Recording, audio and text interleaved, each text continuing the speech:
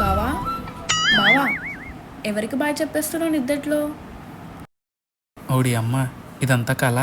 వస్తే వచ్చింది కానీ ఆ ఊహ ఎంత బాగుంది.